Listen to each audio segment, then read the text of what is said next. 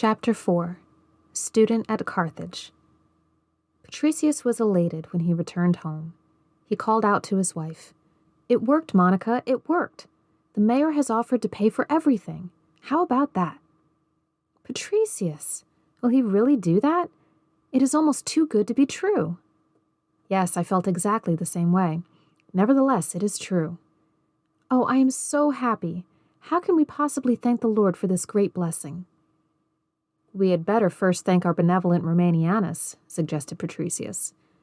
Monica realized that her husband did not understand her in these matters, so she ignored his remark. At 17 years of age, Augustine set out for Carthage to complete his education. The old Carthage had been destroyed by Scipio, but from its ruins, a grand and splendid city had risen.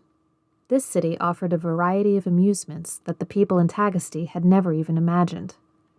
As soon as Monica's joy over the mayor's generosity had subsided, she began to feel great concern for her boy. She knew that the temptations in Carthage would be even greater than in Medora.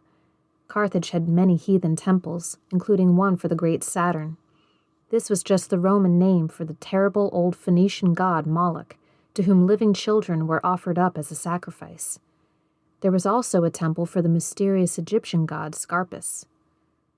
Once Monica realized all this, she almost wished that her son would remain in Tagaste, but of course that was impossible.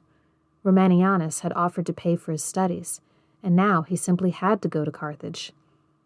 Augustine himself was very excited about going. Although he loved his mother a great deal, the idea of living far away from her appealed to him very much. Once in Carthage, he was awestruck by the city. He had never seen anything like it.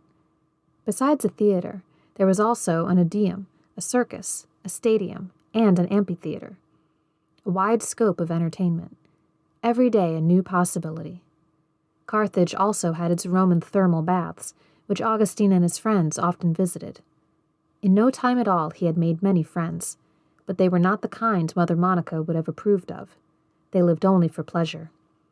However, there were also several Christian churches in Carthage, and it is certain that Augustine visited some of them, but definitely not often.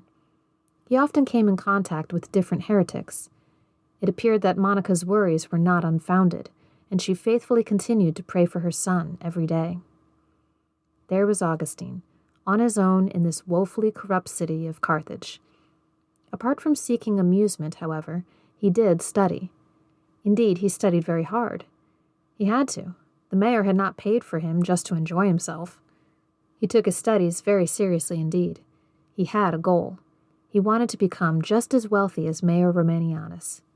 He was very good at his studies, and before long he had, as student of the rector, whose lectures he attended, attained the position of major, which not only meant he was top of the class, but also leader and prefect over all his friends. The art of oratory was his greatest love, but he studied music and various forms of mathematics with equal ease. Once his studies were completed, he hoped to become one of Africa's most famous lawyers. To him, that seemed the surest and shortest way to fame and fortune. Then one day he received a letter from his mother, saying that his father had suddenly died. She mourned and missed him terribly, but she was very happy to be able to tell Augustine that he had died as a Christian. Shortly before his death, he had confessed his faith in the Savior and had been baptized. None of that interested Augustine very much. All he wanted to know was if his father's sudden death would put a stop to his studies. That was very well possible, as Patricius's estate was in rather a mess. Mother Monica, however, put her foot down about that. Come what may, she insisted that her son complete his studies. Even if it meant existing on a crust of bread, she would pay Augustine's board and lodgings. Maybe the mayor would assist her in this, but in any case, Augustine was to remain a student in Carthage.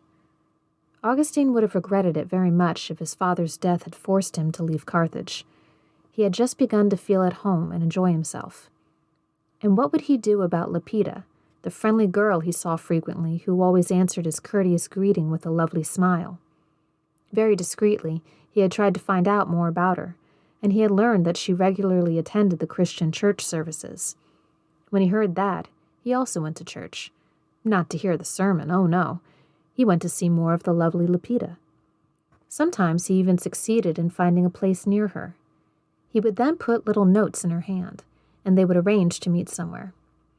This was very wrong of Augustine, as that is certainly not the purpose of the church services, but he could hardly have cared less. It would be years before he was to realize his wrongdoing and heartily regret it.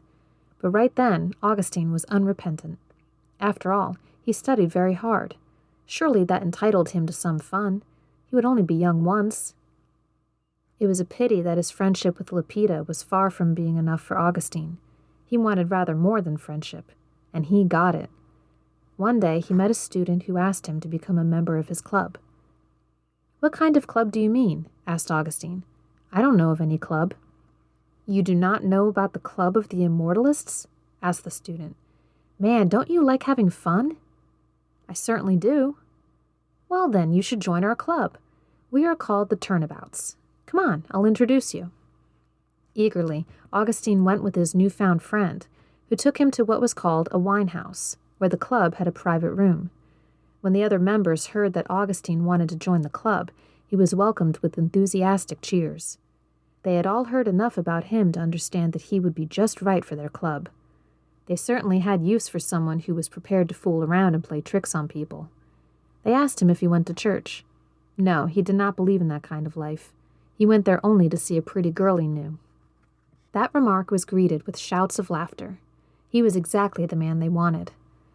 They could be assured of having fun with him around. But Augustine realized that the Turnabouts were among a group of clubs specifically forbidden for students.